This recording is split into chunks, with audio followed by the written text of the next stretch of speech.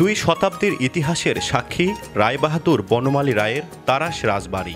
একসময় এই প্রাসাদ ছিল রাজকীয় জৌলুসে ভরপুর, তবে আজ অযত্ন অবহেলায় তা পরিণত হয়েছে ধ্বংসস্তূপে।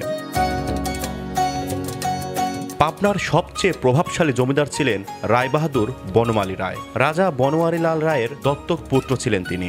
1800 শতকের দিকে পাবনা শহরের কেন্দ্রস্থলে প্রায় 1.5 একর জায়গা জুড়ে নির্মাণ করেন এই রাজপ্রাসাদ। গ্রিক স্থাপত্যের ছোঁয়ায় তৈরি এই প্রাসাদে ছিল রাজকীয় সৌন্দর্য, বিশাল স্তম্ভ, খিলান বেষ্টিত দরজা আর কারুকাজে ভরা বারান্দা।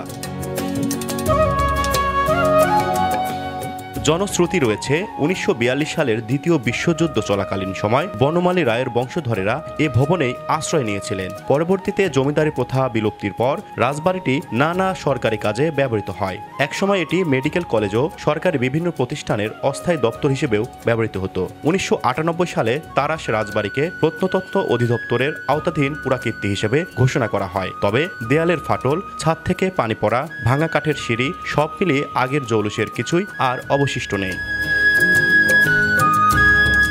স্থানীয়দের অভিযোগ, এত ঐতিহাসিক একটি স্থাপনা হওয়া সত্ত্বেও এখনো পর্যাপ্ত সংস্কার ও সংরক্ষণের উদ্যোগ দেখা যায়নি। এমনি অনেক সুন্দর জায়গা, ছবি ওঠার জন্য, ঘোরার জন্য, মাঝে মাঝে এমনি বন্ধুদের সাথে ট্রিপ দেওয়া হয় আর কি। পাবনাতে বিনোদনের খুব সংক্ষিপ্ত জায়গা নেই বললেই চলে। এটাকে যদি দর্শনীয় স্থানে পরিণত করা যায়, জাদুঘরে পরিণত করা যায়, তাহলে এখানে স্থানীয় জনগণ সহ আশেপাশের বিভিন্ন এলাকার জনগণ এটা দেখতে আসবে।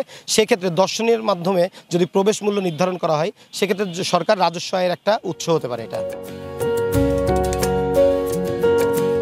ঢাকা থেকে বাসে সরাসরি আসা যায় পাবনা শহরে। নতুন বাস স্ট্যান্ড থেকে রিকশায় করে পৌঁছানো যায় রাজবাড়িটিতে। প্রতিদিন সকাল 9টা থেকে বিকেল 5টা পর্যন্ত দর্শনার্থীদের জন্য খোলা থাকে এই স্থাপনা।